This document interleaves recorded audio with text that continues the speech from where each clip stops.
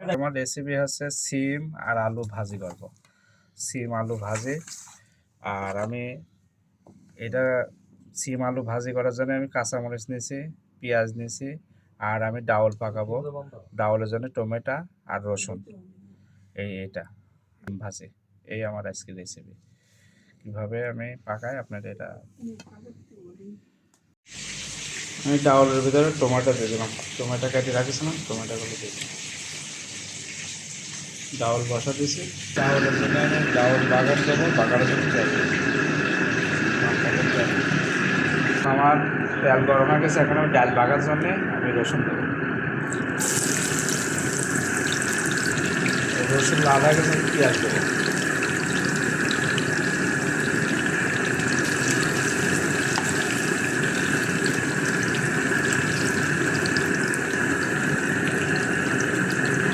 কাঁচামরিচ দেবো।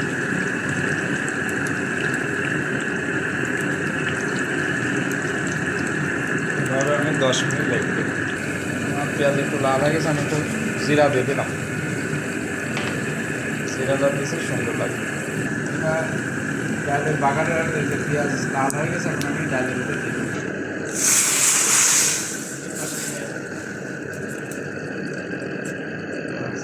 বাগান দিয়ে দিয়েছি, 4-5টা শুকনো মরিচ ডাউলের ভিতরে দিয়ে দেবো।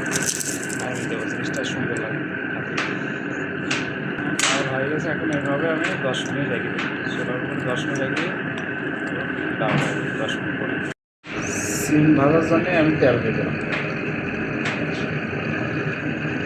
সিম ভাজা করতে এর জন্য তেল গরম হয়ে গেছে, পেঁয়াজ কাঁচামরিচ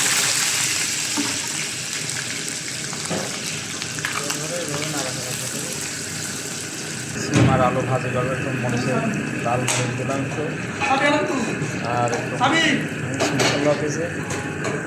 মিক্স মশলা দিয়েছে, আর একটু হলুদ দিয়ে দেবো। হলুদ দিয়ে একটু নাড়াচাড়া দেবো এইভাবে।